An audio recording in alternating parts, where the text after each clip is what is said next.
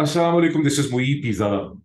सबसे पहले मैं एक ब्रॉड पैराडाइम आपके सामने रखता हूं कि इस वक्त पाकिस्तान के अंदर जो हुंता है, पीडीएम रजीम हुंता, वो क्या करने की कोशिश कर रही है।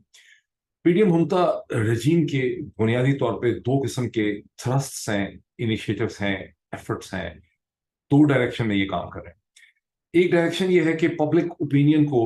सप्रेस किया जाए, खौफ व हरास के जरिए पब्लिक डिबेट जो हो रही है उसको रोका जाए, जिसकी वजह से आपने देखा कि तमाम टेलीविजन चैनल्स को, सोशल मीडिया साइट्स को,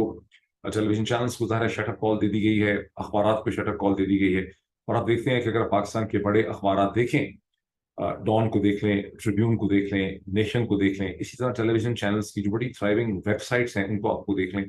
तो आपको उसमें कोई भी खबर नहीं मिलती। और अगर कहीं कोई खबर मिलती भी है तो वो उस कैटेगरी में फॉल करती है जिसे हेडलाइन जर्नलिज्म कहते हैं। फौरन से आपको खबर मिल जाएगी कि इमरान खान की जो वाइफ सॉरी इमरान खान की जो सिस्टर हैं, उज़मा खान साहिबा, उनके खिलाफ और उनके हस्बैंड के खिलाफ अरबों रुपए की करप्शन की एक केस जो है वो फाइल कर दिया गया है लिया के हवाले से, लेकिन उसमें कोई डिटेल्स आपको ज्यादा नहीं मिल सकेंगे। इसे हेडलाइन जर्नलिज्म कहते हैं। तो एक तो ये है कि आप सारी जो डिबेट है, जो पॉलिटिकल डिस्कशन है, डिबेट है, जो खबरें हैं, उसको आप रिस्ट्रिक्ट करें ताकि एक सीडेटेड किस्म का माहौल आपको मिल सके और एक खौफ व हरास उसके लिए बचाए। ये एक एलिमेंट है इस स्ट्रैटेजी का। दूसरा एलिमेंट ये है कि आपने मौजूदा जो निज़ाम है उसको आपने एक लेजिटिमेसी देनी है, उसको आपने एक इखलाकी हैसियत देनी है, और उसके लिए ये बहुत ज्यादा एफर्ट कर रहे हैं।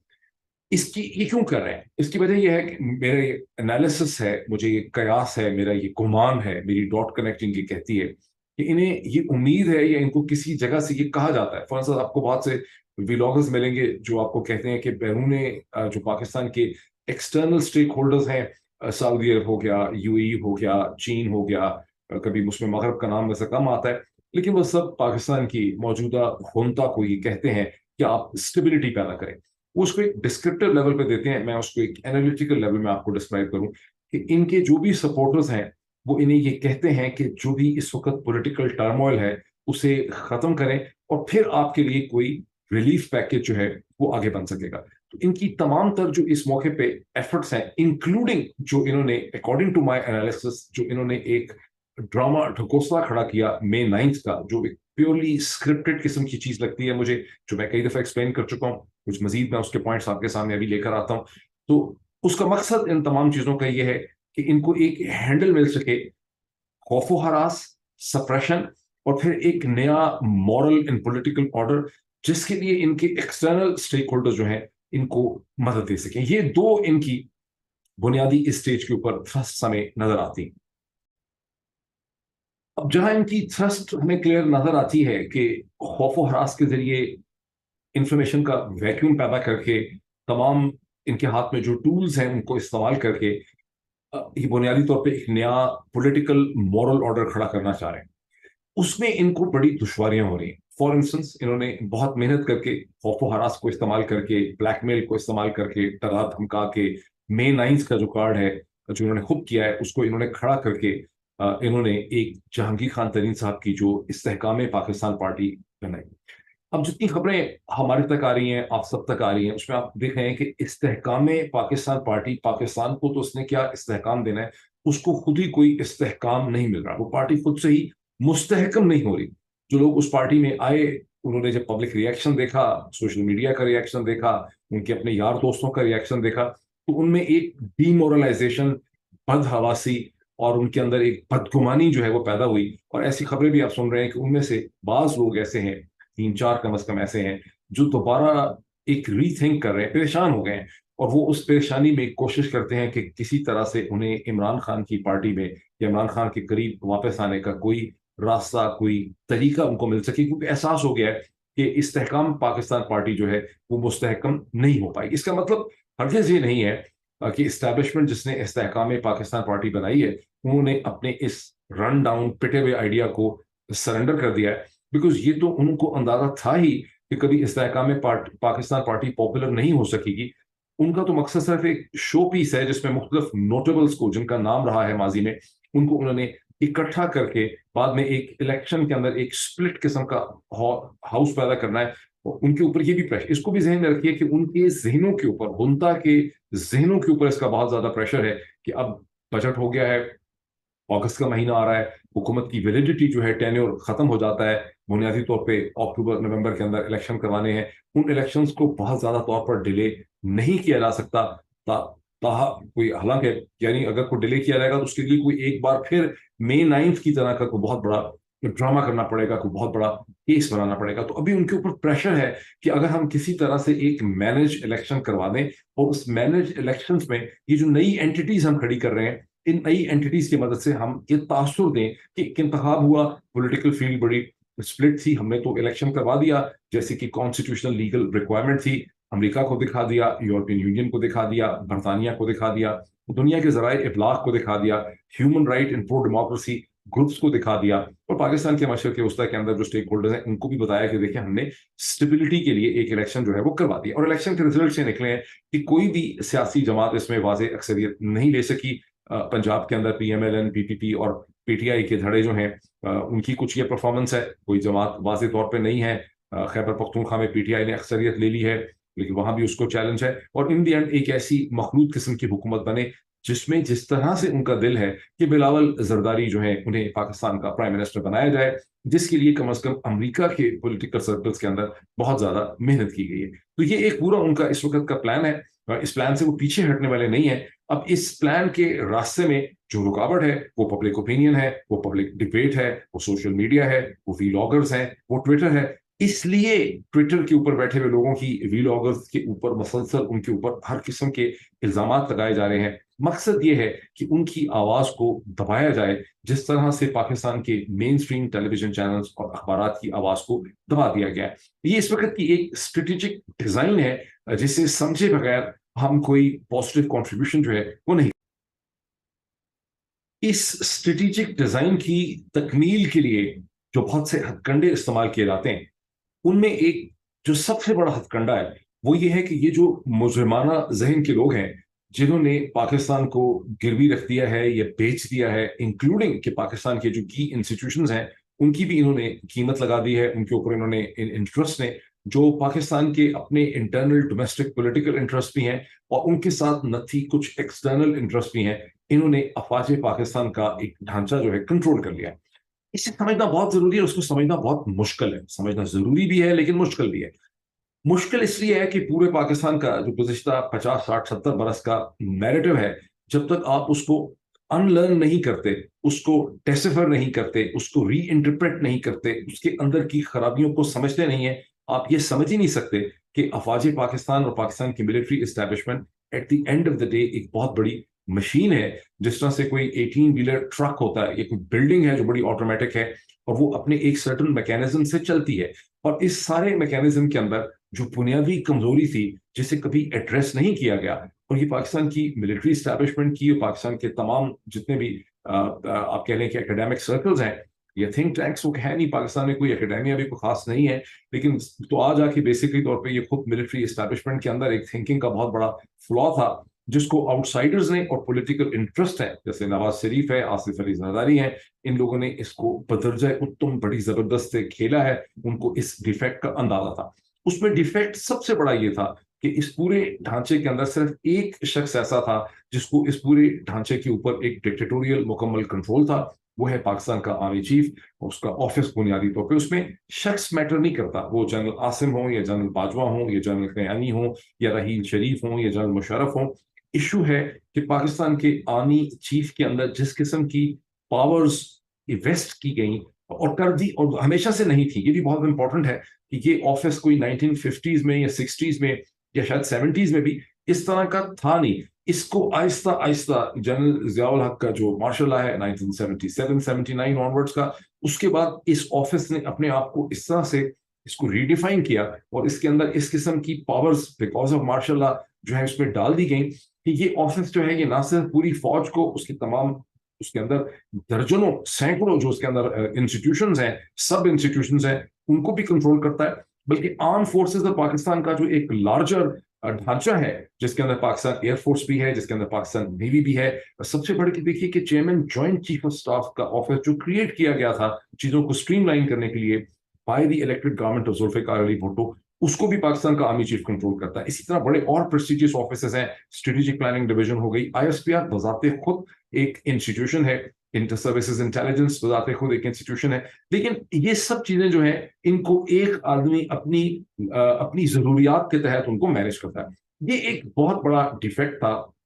بہت بڑی کمزوری تھی, یہ سخن تھا ایک بہت بڑا, جسے کبھی بھی نہیں سمجھا گیا. اور یہ پاکستان کی ملٹری اسٹیبلشمنٹ کا, پاکستان کے لوگوں کا, سوچنے سمجھنے والے لوگوں کا, میڈیا کا جس کے حالات آپ کے سامنے ہیں, یہ ان کا ایک بہت بڑا مینٹل فیلئر ہے, سیریبرل فیلئر ہے, جس کی وجہ سے وہ تباہی اس وقت پاکستان کو دیکھنی پڑ رہی ہے. ان سب سے بڑھ کے پاکستان کی ملٹری اسٹیبلشمنٹ کو تباہی دیکھنی پڑ رہی ہے, جس کے لیے ایک چتا تیار کی جا رہی ہے. اور انہیں ابھی ایک کامن آفیسر یہ سمجھ نہیں سکتا کہ آنے والے جو چند برس ہیں, 3 برس یا 5 برس یا 10 برس, اس میں پاکستان کی ملٹری اسٹیبلشمنٹ کا اب فیوچر ہے کیا, جس طرح سے چیزوں کو جس ڈائریکشن میں چلا دیا گیا ہے. اور یہ جو ویکنس تھی, یہ وہی ویکنس تھی جس کو اگر نواز شریف صاحب کے والد صاحب بڑے میاں شریف جو ہیں وہ یہ کہہ کے ایڈریس کرتے تھے کہ ساڑا اپنا چیف ہونا چاہیے, تو چیف اپنا لگانے کی جو کوشش تھی کہ چیف ہمارا ہوگا اور پھر پوری پالیٹکس کو وہ ہماری ڈائریکشن میں بدل دے گا, مطلب ایک طرح سے ہم محفوظ بھی رہیں گے اور ہمارا پولیٹیکل پروسیس سارا ہمارے کنٹرول میں آ جائے گا. یعنی آرم فورسز آف پاکستان کی جو رسپیکٹ, اس کی جو پرسٹیج ہے, اس کی جو اتھارٹی ہے, اس کی جو ایبلٹی ہے ٹربل شوٹ کرنے کی, سیلاب ہو جائے, زلزلہ آ جائے, سیکٹیرین کانفلکٹ ہو جائے, بارڈر کانفلکٹ ہو جائے, انسرجنسی کی صورتحال ہو, اس کی جو ایک اخلاقی حیثیت ہے نیریٹو شیپ کرنے کی, میڈیا کو کنٹرول کرنے کی, وہ سب چیزیں اگر آپ ایک شخص کو کنٹرول کر لیں, ایک آفس کو کنٹرول کر لیں, تو آپ کو مل جاتی ہے. اور یہ کوشش تھرو آؤٹ 90s سے شروع ہو گئی تھی, لیکن اس میں ان کو کبھی مکمل کامیابی نہیں ہوئی. اور پاکستان کا پریڈومیننٹ نیریٹو یہ تھا کہ کامیابی کبھی حاصل ہو نہیں سکتی. اور اس میں جو انٹلیکچوئل فیلئر ہے, جو سیریبرل فیلئر ہے, جو اینالیٹیکل فیلئر ہے, کہ کبھی یہ دیکھا ہی نہیں گیا کہ اس کے راستے میں کوئی effective checks and balance mechanism یا کوئی ڈیمز اس کے راستے میں تو ہے ہی نہیں ہے. اور الٹیمیٹلی یہ چیز میں کامیابی ہو سکتی ہے, جو آپ نے دیکھا کہ بالآخر جنرل باجوہ کی شکل میں نواز شریف صاحب کو یہ کامیابی حاصل ہوئی. لیکن صرف انہی کی کامیابی حاصل نہیں, ان کے ساتھ بہت سے ایسے ایکسٹرنل انٹرسٹ بھی نتی ہیں جنہیں میں اب بار بار ریپیٹ نہیں کرنا چاہتا. لیکن اس میں ایک چیز بہت امپورٹنٹ ہے, کوئی ایک شخص یا 2 شخص یا 3 شخص کہیں بیٹھے ہوئے اگر آپ کو ایک انالیسس دیتے بھی ہیں, یہ چیزوں کو ڈسکرائب کر دیتے ہیں, لیکن آپ کے اندر خود سے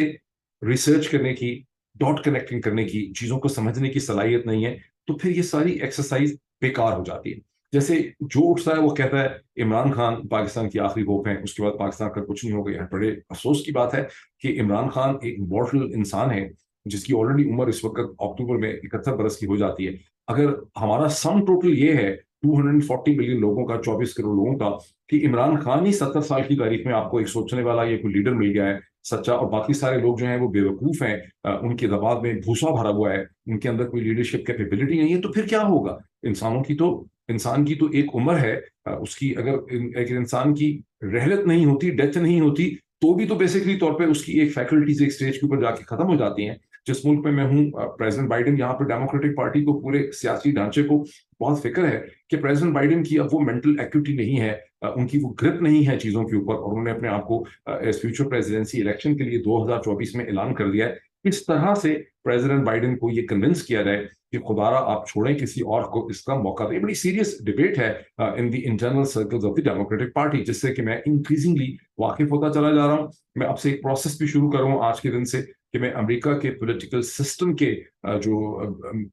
پولیٹیکل فگرز ہیں, میں ان کی انٹرویوز کا ایک پروسیس شروع کر رہا ہوں, اور اب سے چند گھنٹے میں شاید میں پہلا اس قسم کا انٹرویو کروں. لیکن اس کے بعد میں سیریز آف انٹرویوز کروں گا جس میں پولیٹیکل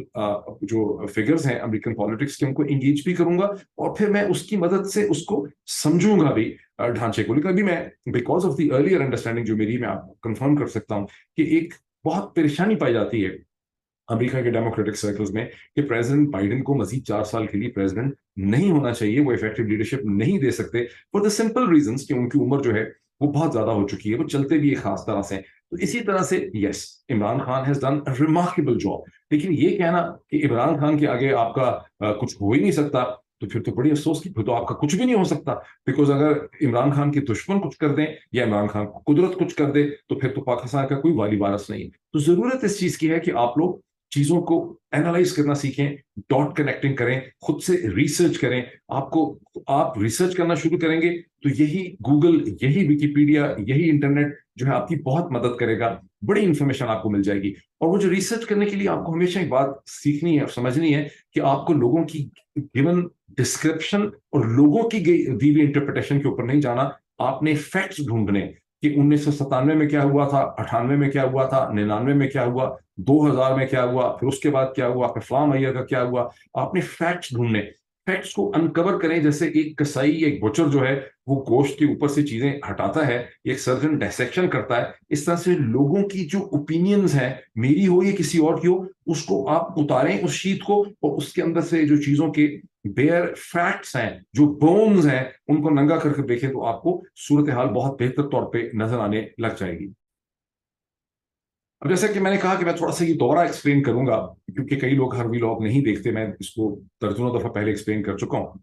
مئی 9 کا event according to my analysis and dot connecting, اور جتنے زیادہ اس کے بعد کے واقعات ہوئے ہیں, سیکوینس ایونٹس ہوئے ہیں, جیسے اس کے اوپر بلڈ اپ آن کرنے کی کوشش کی گئی ہے پچھلے 1 مہینے میں, اور مزید کوشش کی جا رہی ہے, اس سے کم میرے ذہن میں رتی بھر بھی شک نہیں رہتا کہ مئی 9 ایک کریٹڈ ایونٹ تھا. اور بعد میں اس کریٹڈ ایونٹ کے بعد جو کریک ڈاؤن کیا گیا, اس کو جسٹیفائی کرنے کے لیے ایک اور جھوٹی نیریٹو بھی انجیکٹ کیا گیا with in the officer class, اور ان کو یہ کہا گیا کہ در حقیقت مئی 9 جو ہے یہ کچھ جنرلز کی طرف سے, کچھ آفیسرز کی طرف سے جو عمران خان کے سمپیتھیٹک تھے, یہ ان کی طرف سے ایک کو اٹمپٹ تھی. اس لیے پاکستان کے آرمی چیف اور ان کے ساتھ جو لوگ ہیں وہ اتنے جاہو جلال میں ہیں, انہوں نے ہاتھ میں تلوار یا ڈنڈا جو ہے اٹھایا ہوا ہے, بیکاز یہ بیسکلی ایک کو کی اٹمپٹ تھی. مجھے اکارڈنگ ٹو مائی انالیسس یہ بالکل ایک بوگس ایکسپلینیشن ہے, اور here are the some reasons میں آپ کو ایکسپلین کرتا ہوں.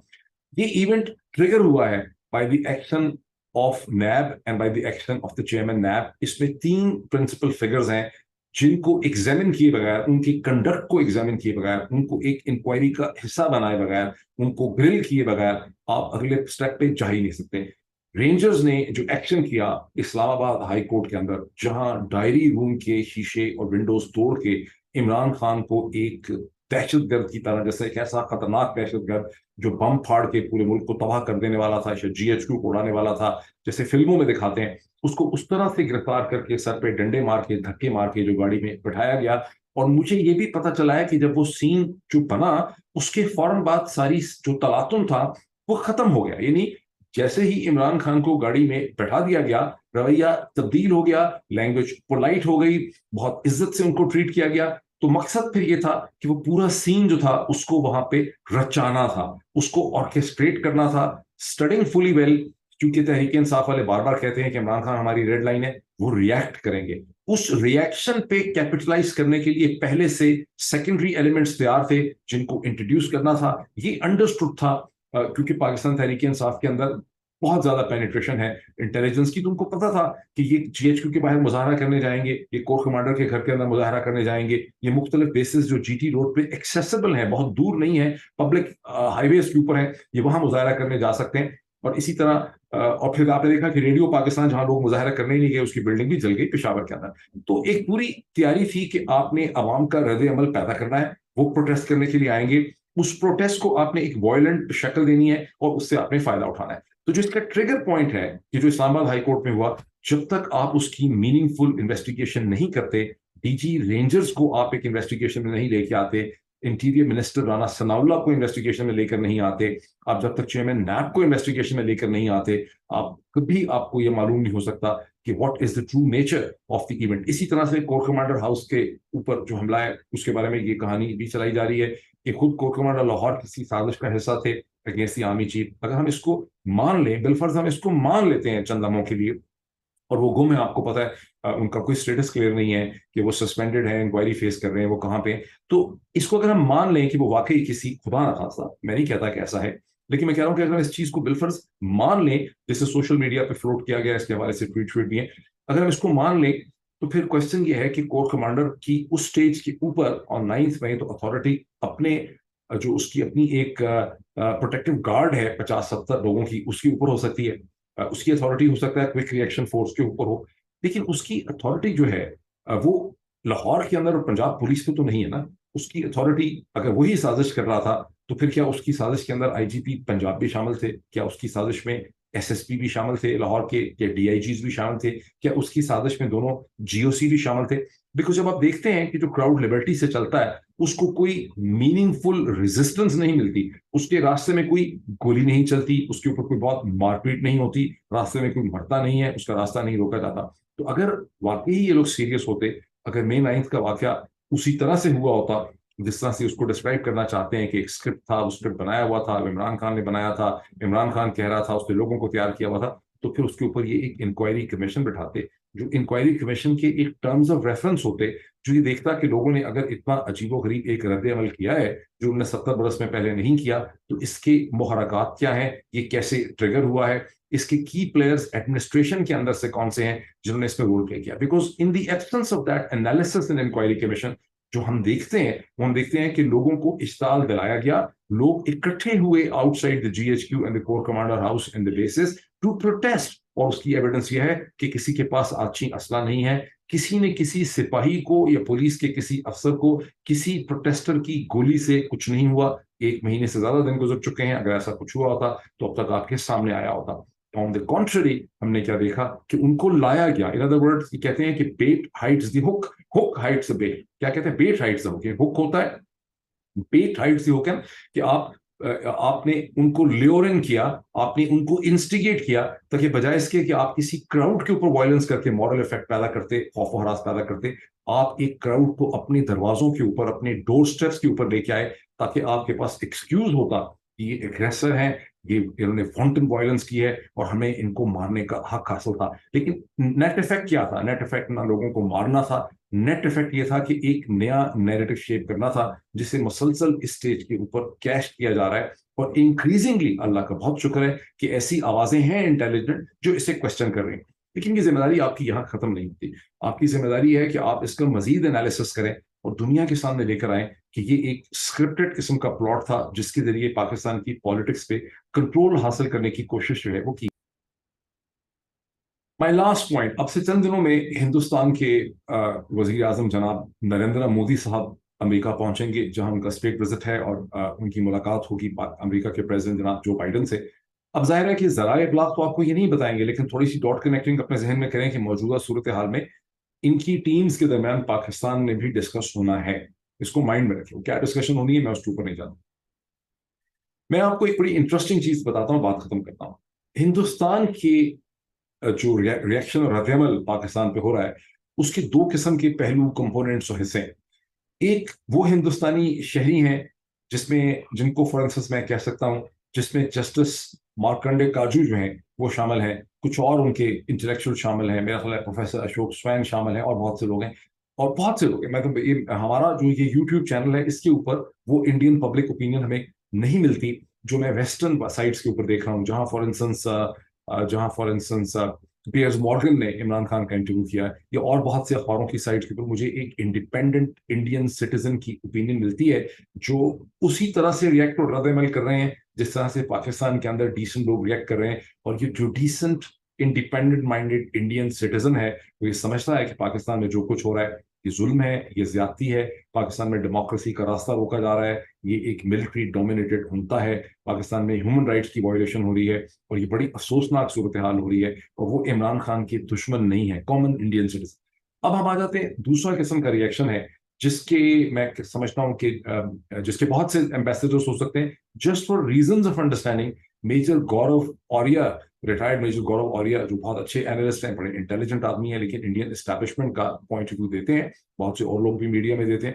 ان کا اگر آپ ریئیکشن اور رد عمل دیکھیں تو آپ کو ایک ڈفرنٹ قسم کی سچویشن نظر آئے گی. میجر گورو آریہ جو ہیں وہ اس صورتحال سے بہت خوش بھی نظر آتے ہیں, وہ پاکستان کی فوج اور اسٹیبلشمنٹ پہ مسلسل حملے بھی کر رہے ہیں, لیکن آپ کو کوئی کلیئرٹی نظر نہیں آتی کہ میجر گورو آریہ کو کیا اس کی کوئی پریشانی ہے کہ پاکستان کے اندر ڈیموکریسی کو تباہ کیا جا رہا ہے, تباہ کر دیا گیا ہے, کہ پاکستان کے اندر ہیومن رائٹ کی وائلیشن ہو رہی ہے, پاکستان میں جو کچھ ہو رہا ہے وہ خود انڈیا کی جو ویلیوز اور پروناؤنسمنٹس رہی ہیں آن پاکستان, کہ پاکستان کے اندر ملٹری ڈومینیٹڈ اسٹرکچر نہیں ہونا چاہیے, ڈیموکریسی ہونی چاہیے, ہیومن رائٹس ہونے چاہیے, فریڈم آف ایکسپریشن ہونی چاہیے, تو کیا وہ سب چیزیں اگر پامال ہو رہی ہیں تو کیا اس کے اوپر انڈین اسٹیبلشمنٹ کا رد عمل کیا ہے؟ انڈین اسٹیبلشمنٹ کا رد عمل اس لیے چھپ جاتا ہے کیونکہ وہ ظاہر ہے پاکستان کے اوپر کوئی اپنی پبلک پوزیشن کبھی لیتے نہیں ہے. اس کا یہ مطلب نہیں ہے کہ ان کی پوزیشن ہوتی نہیں ہے, امریکہ، برطانیہ اور بہت سے یورپ کے معاملات کے اوپر لوگ کھل کے اس طرح سے دیکھ رہے ہیں، چونکہ وہ پوزیشن لیتے ہیں، کبھی بنگلہ دیش پہ لیتے ہیں، کبھی کمبوڈیا پہ لیتے ہیں، کبھی ایران پہ لیتے ہیں، تو جب وہ پاکستان پہ نہیں لے رہے تو ان کی ایک انٹلیکچوئل گیپ آپ کو نظر آ رہا ہے۔ انڈیا چونکہ پوزیشن لیتا نہیں ہے اس لیے گیپ آپ کو نظر نہیں آ رہا، لیکن آپ ان کے جو وہ اسٹیبلشمنٹ کامنٹیٹر ہیں، جن میں سے بہت سے اس یوٹیوب کے اوپر بھی کامنٹ کرتے ہیں، بیکاز لگتا ہے ان کی ڈیوٹی ہے کہ انہوں نے یہاں پہ آنا ہوتا ہے اور کامنٹ کرنا ہوتا ہے، ان کے ریئیکشن میں اور ایک نارمل اسٹینڈرڈ انڈین سٹیزن کے ریئیکشن میں آپ کو ایک فرق نظر آئے گا۔ پھر آپ کو یہ سمجھ آئے گی کہ جو کچھ پاکستان میں ہو رہا ہے اسے انڈین اسٹیبلشمنٹ کی بھی تائید کسی نہ کسی لیول کے اوپر حاصل ہے، کچھ میکس پرفیکٹ سینس، بیکاز جو ویسٹرن پاورز ہیں ان کا جو گرینڈ اسٹریٹجک ڈیزائن ہے اس ریجن میں، وہ ظاہر ہے کہ انڈین اسٹیبلشمنٹ اس کا حصہ ہے، تو اس سے بڑی چیزیں آپ کو کلیئر ہو جاتی ہیں۔ بہرحال اسٹرگل آپ کی ہے، اسٹرگل اسینشلی انڈرسٹینڈنگ کی ہے، کوگنیسنس کی ہے۔ اگر آپ چیزوں کو انڈرسٹینڈ کر سکیں گے، صرف نعرے نہیں ماریں گے، لوگوں کے خلاف نہیں بولیں گے اور اس کو فوج آرمی نہیں بنائیں گے، اس کو سول ملٹری نہیں بنائیں گے، چیزوں کو کھول کے زیادہ تفصیل سے دیکھیں گے، تو آپ کو چیزیں بہت بہتر طور پہ نظر آنے لگ جائیں گی۔ Thank you.